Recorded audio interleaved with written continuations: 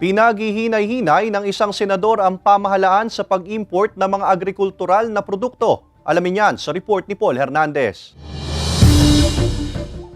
Tila nasasaktan daw si Senator Amy Marcos kapag naririnig na isang Pilipinas sa top rice importer ngayon sa mundo. Gayong sa Pilipinas pa nga raw nagsipag-training ang mga agricultural researcher mula Vietnam at Thailand.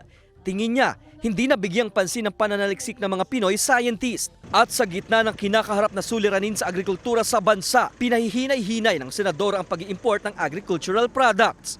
Ang unahin talaga, buy back, i-buy back.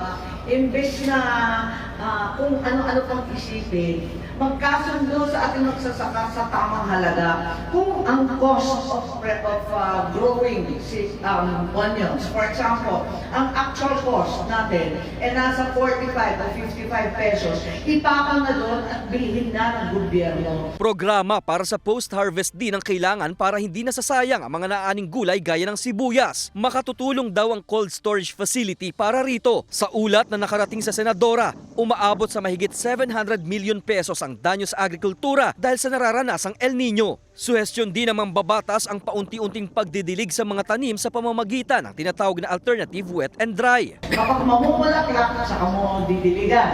Pagkatapos nun, wala na naman, tiis-tiis. Tapos pag mabubuntis yung palay, di ko alam kung anong tawag nun eh. Basta pag mabubuntis na siya, saka na naman didiligan. Sinabi ang mga pahayag na yan sa pagbisita niya sa Mindoro State University sa Oriental Mindoro nitong linggo, kung saan nasa 1,000 mga estudyante ang nakatanggap ng 5,000 pesos na cash aid mula sa Assistance to Individual Crisis Situation o AICS program ng DSWD.